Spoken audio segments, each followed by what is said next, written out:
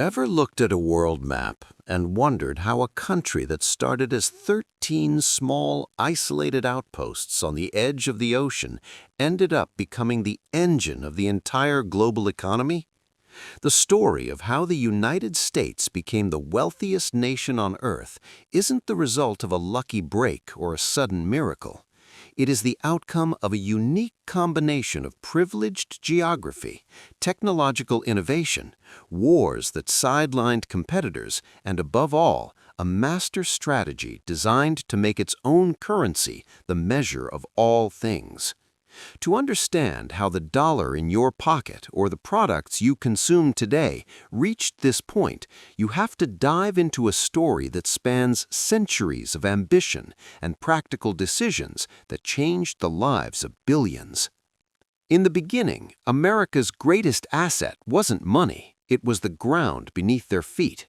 While Europe was cramped within ancient borders and constant wars over small patches of land, Americans had an entire continent at their disposal, packed with seemingly endless natural resources: iron, coal, incredibly fertile soil, and later an abundance of oil. But the secret wasn't just having these resources, it was how they chose to connect them. In the 19th century, while much of the world still relied on horses and wagons, the United States invested heavily in building railroads. This iron grid did more than just move people. It created the largest internal consumer market in the world. Suddenly, a factory in New York could sell its products to someone in California quickly and at a low cost. This created a scale of production that no one else could match. The real turning point for global leadership came through one of humanity's darkest chapters, the World Wars. You have to understand that until the early 20th century, the financial capital of the world was London, and the British Empire called the shots. But the wars in Europe changed everything. While European nations were tearing each other apart, spending every cent they had on weapons and watching their factories get bombed, the United States was insulated by two vast oceans. It became the world's warehouse and its factory. They sold food, steel, and weapons to every side of the conflict. By the end of World War II in 1945, the landscape was stark. Europe and Japan were in ruins, buried in debt and without industry, while the United States held nearly two-thirds of all the gold stored in the world's central banks and a production capacity that no civilization had ever reached. It was during this period of global destruction that Americans executed a financial masterstroke, the Bretton Woods Agreement. Imagine the entire world is broke and needs a new set of rules to start trading again. The United States proposed the following: since we have all the gold and the only intact economy, let's make the dollar worth gold and every other currency worth dollars. That is how the dollar became the world's official currency.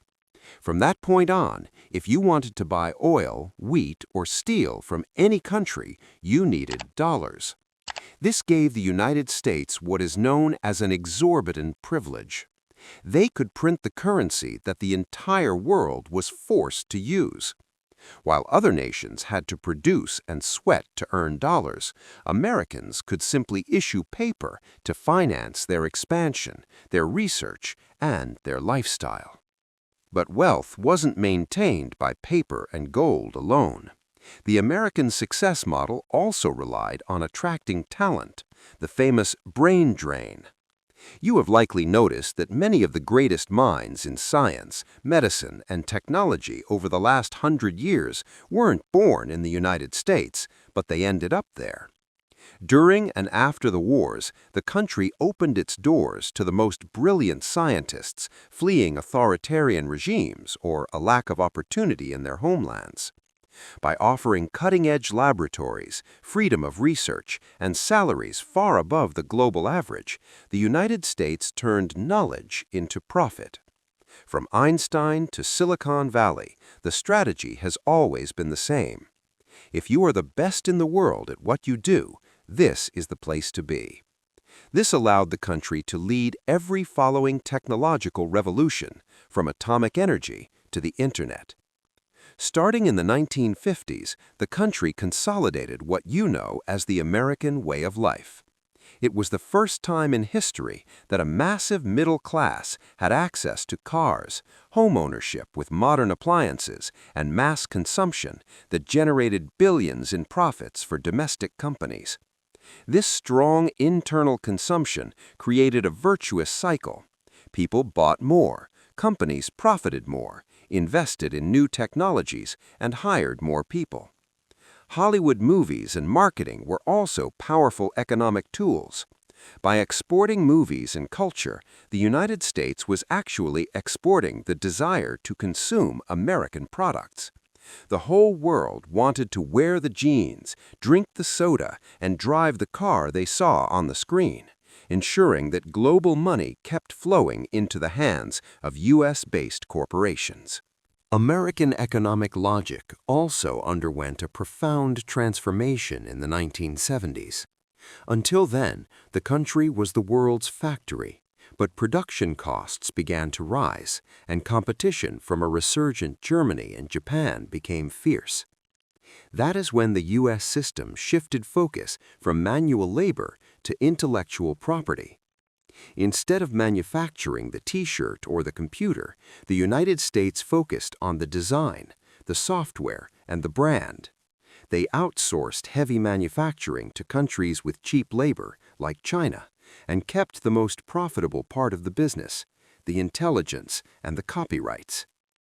Today, when you buy a smartphone or use software, most of the value you pay doesn't go to the person who assembled the device, but to the person who owns the technology and the idea behind it, which is usually in the United States. Logical reasoning shows us that American wealth today is sustained by three interconnected pillars. The first is military. Having the most powerful army in the world ensures that trade routes and the dollar system continue to function under Washington's rules. The second is financial. The American stock market, like the New York Stock Exchange, is the place where global capital seeks safety and growth. And the third is technological, dominating artificial intelligence, biotechnology, and space exploration. These pillars mean that even when the United States faces crises or massive debt, it remains the favorite destination for global capital. The world trusts the American system because it has proven to be the most resilient and innovative so far. However, you must be alert to the changes happening right now in 2026. The historical outlook shows us that no empire or hegemony lasts forever under the same rules. The rise of new powers such as China and the attempt by other countries to create payment systems that do not depend on the dollar are the greatest challenges the United States has faced since the end of the Cold War. Wealth built on total control of the financial system is being tested by digital currency technology and the decentralization of power. Understanding how the United States reached the top is the only way for you to read the signs of where the world is headed next.